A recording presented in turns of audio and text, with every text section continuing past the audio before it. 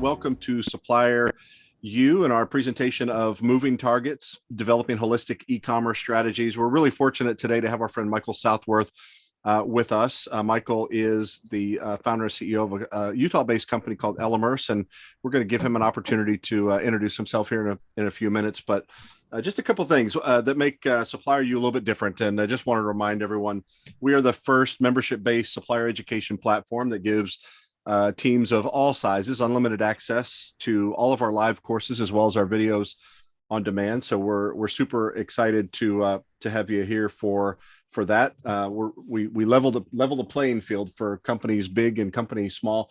The second thing that we do is we give our attendees direct access to the experts, the folks that are facilitating these classes. And you'll see that there's a link on the slides that follow that if you want to schedule a one-on-one appointment with Michael to kind of dig into his business and capabilities and gather best practices, insights from him, just really encourage you to reach out. So it's an opportunity to learn, but it's also an opportunity to develop a relationship with an expert in the community that can be a resource for you as you go forward. So Michael, I'm going to turn it over to you. Thank you.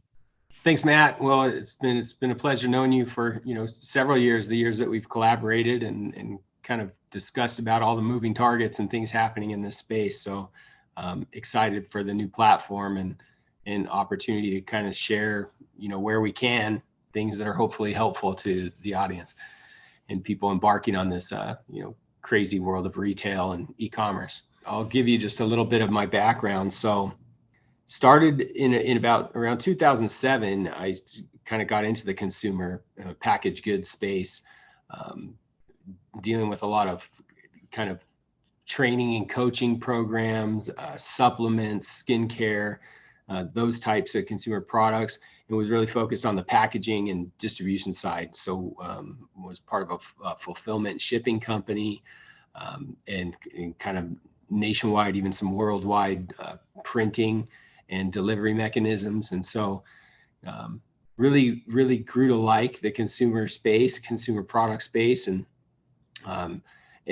obviously since 2007, have seen tremendous shifts in the way we delivered both information and physical products to people. Fast forward to 2014, I launched an agency with a couple of partners focusing on helping brands position themselves on Amazon. And this was at a time when a lot of the big brands even weren't focused on Amazon at all. And didn't see it, really the relevance or importance of them being there. Obviously, that's shifted a lot as well. And now it's kind of you've got to be there and you've got to manage your destiny on the channel. So did that for the first about 4.5 years of the life of the agency, and then merged with another agency, a more holistic, more traditional digital marketing agency that had its origins and roots in the early days of SEO. That in 2018, then we embarked on more of a full funnel, multi-channel kind of optimization strategy and service. And so we now and since that time have consulted brands on really figuring out how to get in front of customers at the right time, in the right place, where they are with the right messaging. And so, that's what we're going to talk about today really is what does that mean in kind of the ever-changing climate and the moving targets that we're facing in this, multi-channel environment. And what are some things that we've learned along the way, or in tactics or strategies that we employ to kind of try to stay ahead of the curve, at least be really relevant in that curve. And so there's some key challenges. Obviously there's no shortage of challenges when it comes to retail, to consumer products, to selling online, et cetera. But I wanted to focus on, kind of honed it down to 5 key challenges, at least, that we want to kind of discuss and highlight today. Number one, there are multiple domains that we've got to deal with. We've got Amazon, Google, Meta, TikTok, Twitter, Walmart.com, native content and publishing, programmatic and display. There's and that's half or less of them. There are, it kind of seemed like a never ending and always adding to new channels. And so being proficient in each of those channels is really, really hard. And, that was a real challenge for us, even as an agency. We just continued to have to expand our teams and get real experts in these different fields. And that's a real challenging thing to do, especially in today's hiring, climate. It's tough to find those resources, and especially to, maybe more importantly, retain those resources. So I alluded to kind of always changing landscape. Part of that is these new platforms. TikTok comes out, or when Snapchat came out, makes a big splash. What do you do there? But you've also got policies and algorithms and things changing within those platforms themselves. And so you've got to stay on top of that. And then, another thing that adds to that complexity and changes in best practice are, just the concentration and the competition of people. So for instance, when we started on Amazon, it was relatively easy for us to position ourselves as an expert and to really elevate a brand's game on Amazon. In the early days, it was, if you had a really well-built page that was optimized for SEO and had a brand store and some kind of advertising going on, you were easily positioned well ahead of most of the competition. Now that's become a kind of a baseline, and so you'll see most brands or many brands that have strong pages, that have a good storefront, that have very strategic advertising plans in place. So how do you elevate beyond that? And there are some things to do on channel, but then it becomes more of a mix of how you leverage other channels to work with each other and create a real ecosystem that then you're always looking for that advantage. So when things are constantly changing, it's tough enough just to stay current and up to date, let alone really position yourself with a competitive advantage. We kind of alluded to already that there's always a next new thing. Live shopping on Amazon or Facebook or Pinterest, even TikTok. There's always a new platform coming out, and we've got to determine, is this something we need to pay attention to? When do we need to pay attention to it and invest resources into it?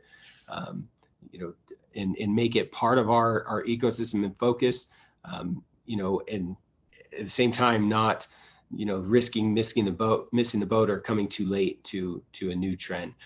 And the trends just in consumer behavior and in products and in the type of content people are engaging in, those are always moving as well. So there's no shortage of kind of quickly moving changes in the space. Another challenge that everybody's really felt a lot this last couple of years, especially, have been the propensity or kind of shift to more walled gardens, in each of these platforms. So Amazon, it seems that a lot of these platforms, Google and Meta and others are really adopting kind of Amazon's model of really holding the data close to the chest. And so, we saw some huge changes in iOS 14 last year. Apple obviously is a big example, one of the largest holders of data, consumer data. And so that targeting, how we can target and retarget shoppers, and how we can clearly, attribute sales and activity across the platforms has become extremely challenging. So that's one of these big challenges. And then you have the invariable variable. There's always something that's going to pop up and hit you that you can't plan for. Per se, you don't know what it's going to be, can't predict it. Examples, COVID, obviously, then the subsequent disruptions in supply chain, and then you've got competition coming in, either copying you or just saturating the space. Maybe they come out with a really aggressive advertising strategy, or spending a lot of money for the keywords that you're after, or they have a robust content campaign that is really taking the wind out of your sails. So there are always these things that are going to hit you from left field that you can't even necessarily plan for. But if you have a flexible and a fast moving and nimble structure, you can be prepared to deal with them and to make adjustments. So jump forward and talk a little bit about some of the solutions, or at least our approach to how we kind of handle this kind of environment and landscape.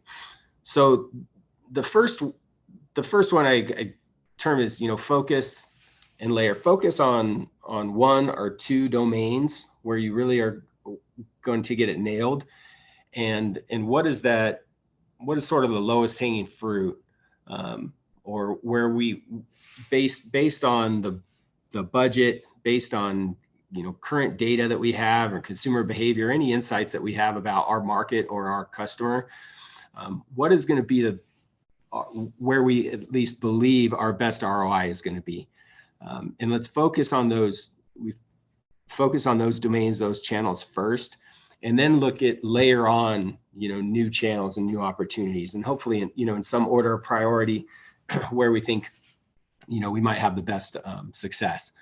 But that it comes down to really sort of researching and understanding the audience, understanding their buying behavior.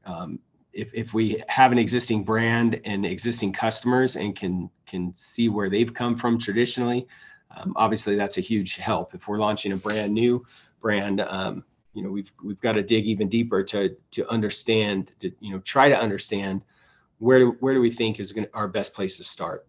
And then when we're even on those newest areas and newest channels, but especially as we layer on new channels, you've got to test. It's called test small and kill quickly.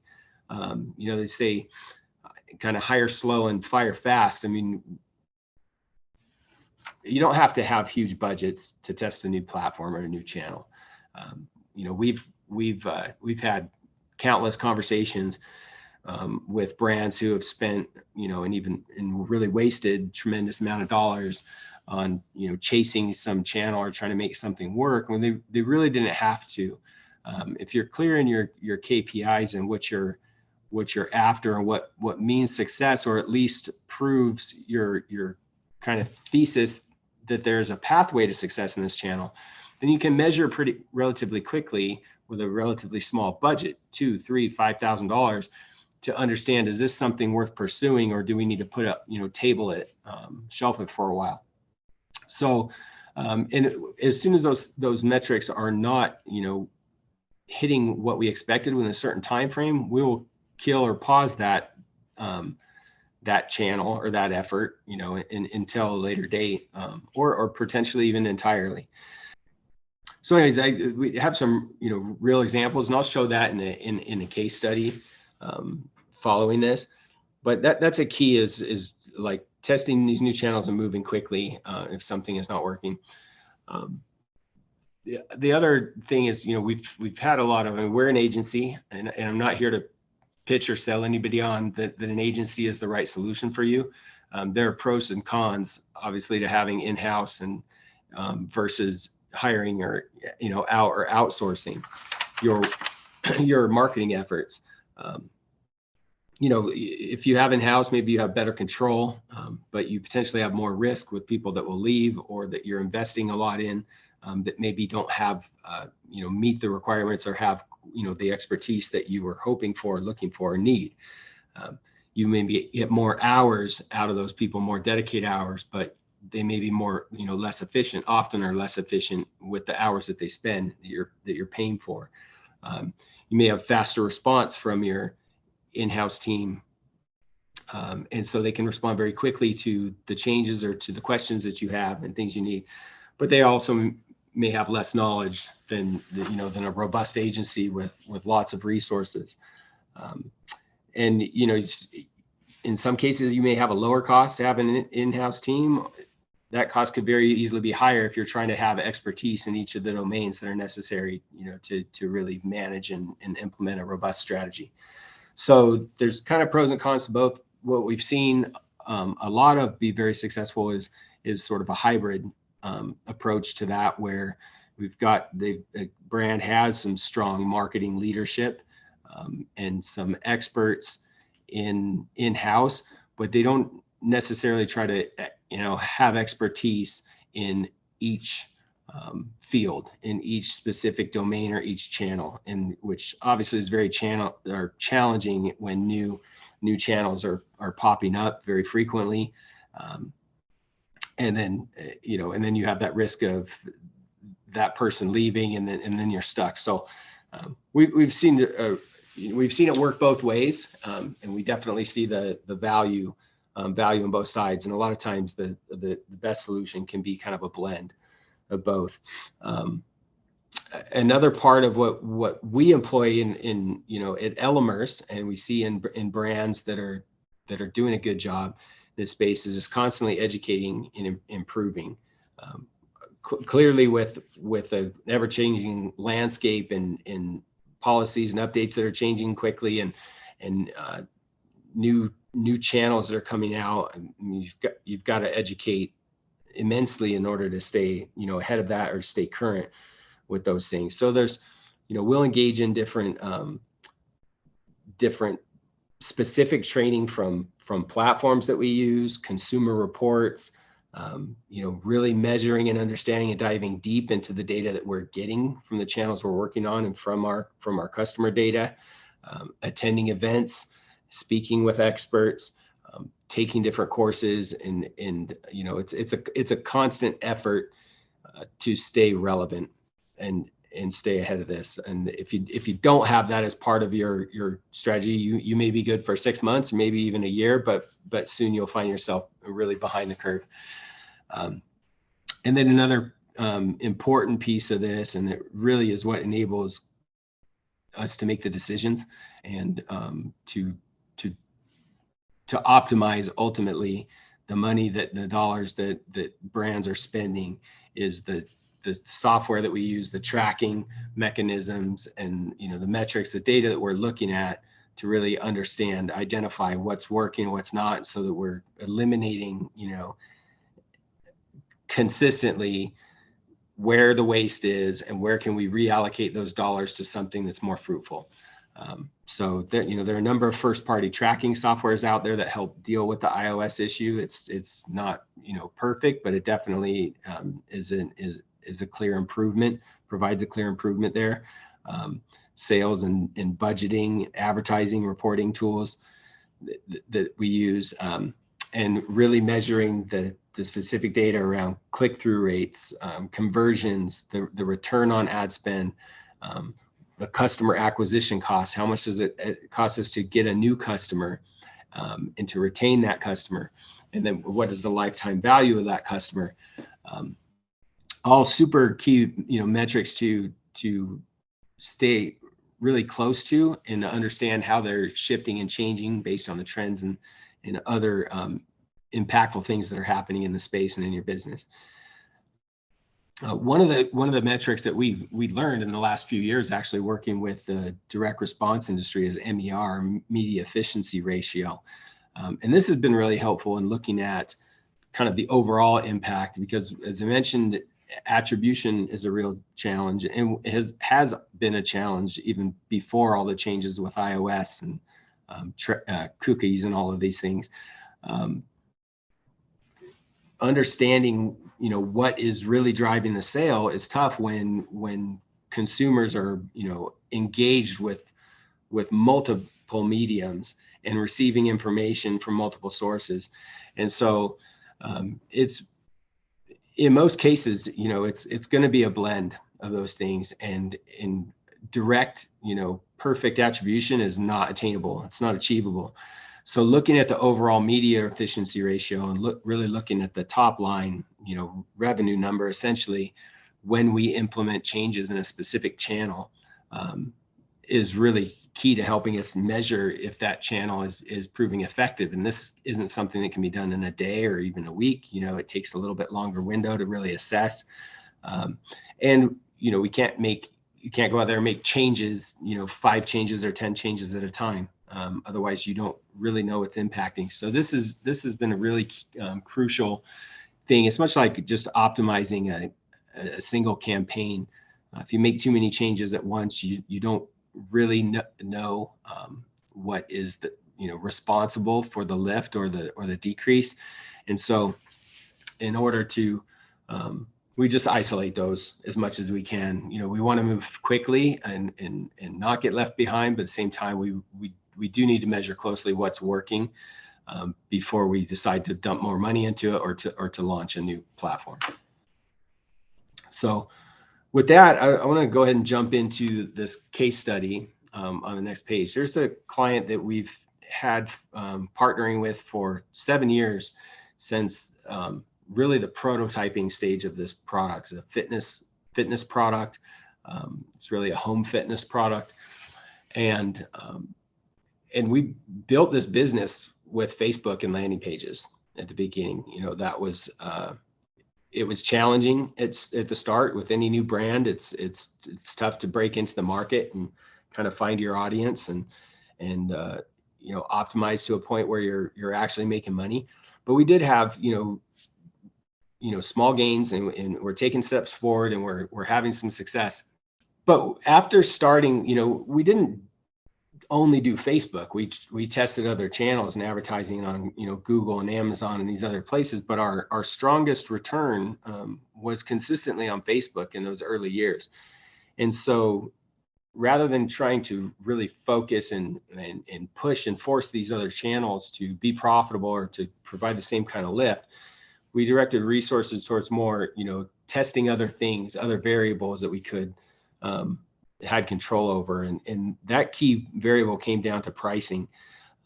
With the existing product, we went to the client and said, we need to test some different price points. We think our conversion rate should be higher. And we have a feeling that the price point is what's holding people back. And we were talking about maybe in the $300 range. We tested 5 different price points. And what we came up with is that for the efficiency over, from ad spend and the click-through rate and the ultimate conversions, our best performance was in the $99 to $119, $129 range. And so, we figured out how we could sell a lot more products. And now the company had to go back and figure out how do we make a profit or make a product that's profitable at that price point. So they developed a new product that was a similar product, but could be sold in that range for that price and be profitable. And subsequently, the sales skyrocketed. They sold 10 to 1 over the previous product. So that was a very successful effort. Then 2020 hits, which was a great thing for the business. A lot of e-commerce businesses, a lot of online sellers saw success. They saw increased demand, people at home shopping, especially the home fitness space just really blew up because, obviously people were at home and wanted something to do, needed something to do, and wanted to stay healthy. So, this was great for the business, but we knew it wouldn't be sustainable long-term.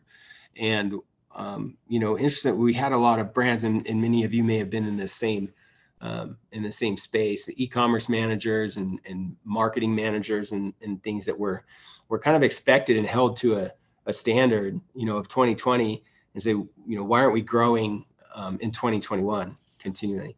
But it was important to look at the numbers, kind of pre-COVID in 2019 and how are we doing compared to that year. So, and then we were also hit with, and as we go into that next year in 2021, that's when these iOS changes hit and really put a damper on the Facebook effectiveness of those campaigns. So I kind of mentioned earlier that it was literally 90% of the advertising budget was allocated to Facebook.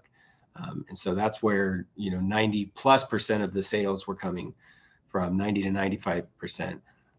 So between kind of COVID and that additional demand really trailing off, and the challenges in iOS, we were really challenged with some kind of debilitating issues in that business.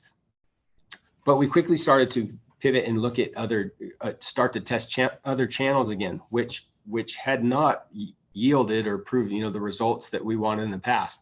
But we went back and started testing them again, Google and YouTube and Pinterest, et cetera. And so even post those iOS 14 changes, sales were still down quite a bit, but they were still up from 2019.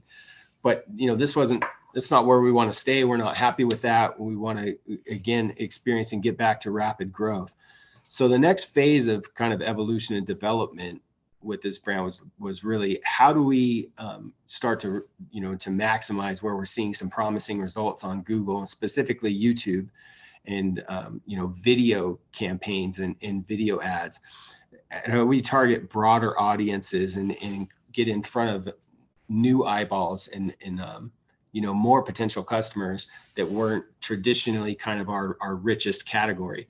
And so ultimately the result was we ended up shifting 80%, where it used to be 90% was on Facebook. Now 80% of the budget was focused on YouTube ads, and they were proving very successful.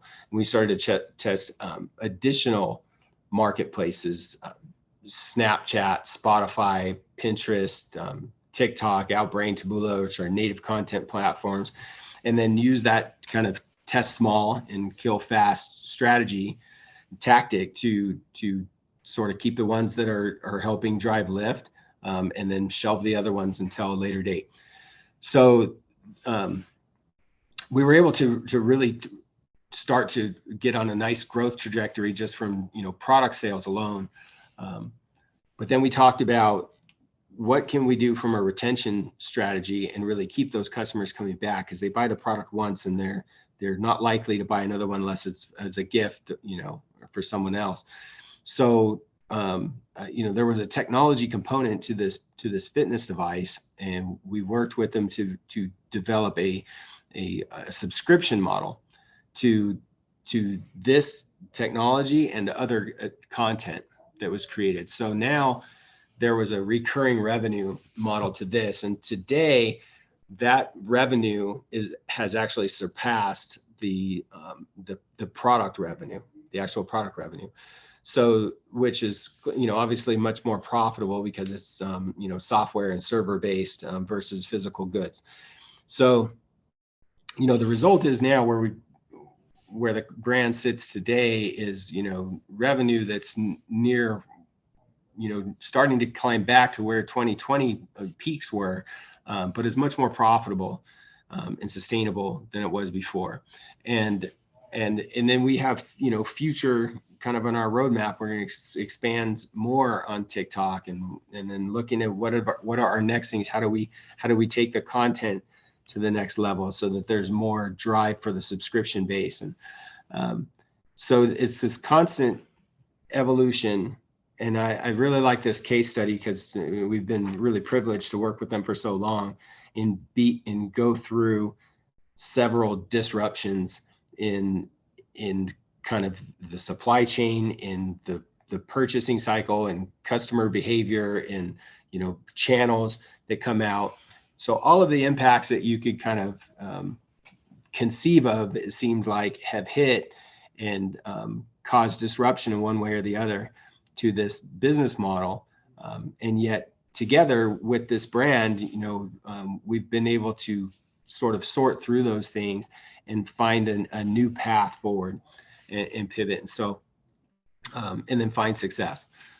So I mean, really, to wrap that up, I mean, it's pretty obvious we need to pivot and adjust to the market in our business to have a healthy and successful business long term. But that's even just like compounded, to a magnitude of 10 or 100 when we're talking about e-commerce and how rapidly the landscape is shifting with new channels, with younger demographics, with different ways of engaging content, with the metaverse and Web3 that's coming out that nobody really has their head around yet, but it's something that has to be accounted for and planned for, even though those plans aren't concrete.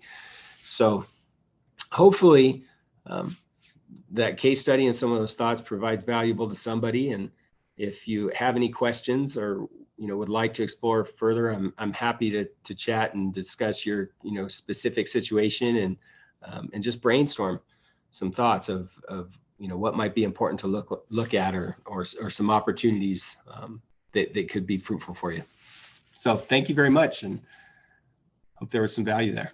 Yeah, Michael, great stuff. And again, if anyone has any questions, please click on that Q&A button. I've got a few questions here for you. I love what you shared about the flexible strategy. It actually answered a lot of this question, but when it comes to,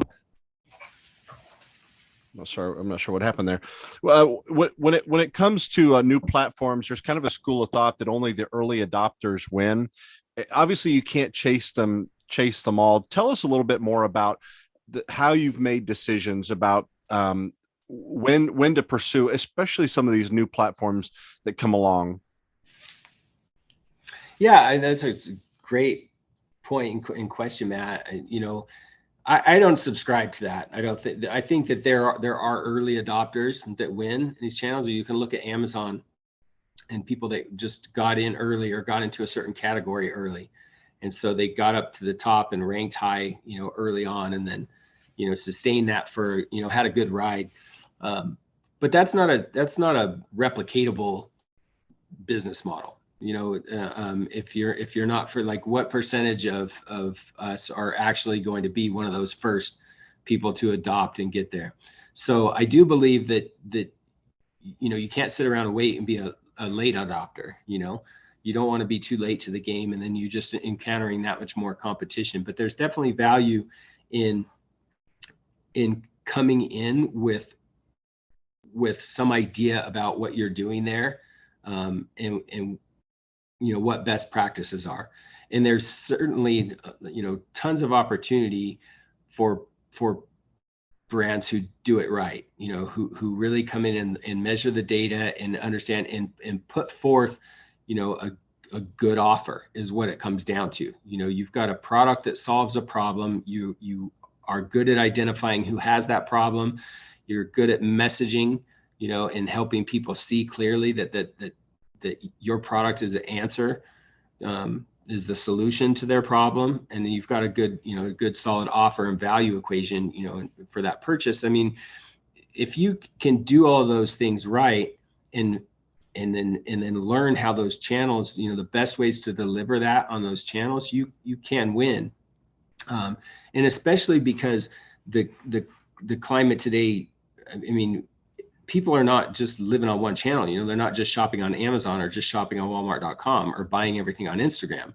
They're doing a number of places. There's the old kind of marketing rule of 7. They used to say a consumer takes 7 touches with a brand before they make a purchase. Now that number is 20 or 25. I mean, think of how quickly people are moving from one data medium to another and getting different messages. And so I think it's more about being comprehensive and being having a blend and really having engaging content, engaging messaging that pulls people in and that meets your demographic, kind of where they are. And so that's the approach that we take, because clearly we're launching with new brands or a new customer, a new brand to us all the time, and we're several years into this Amazon thing or Google thing, or so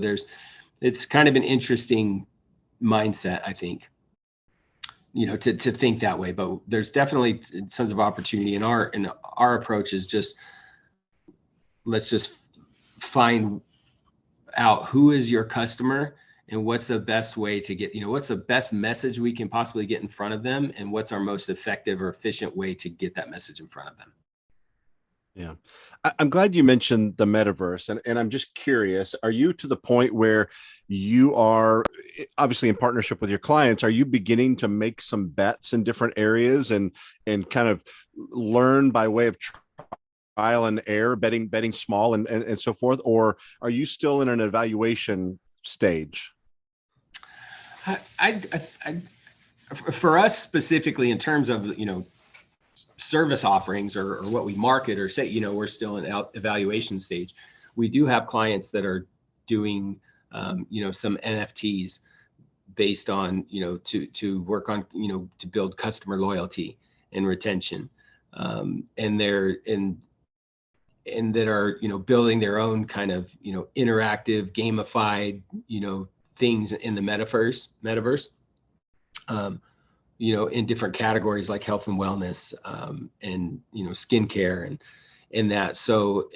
And we're kind of involved in those on the peripheral and helping drive revenue towards that, or drive eyeballs towards those.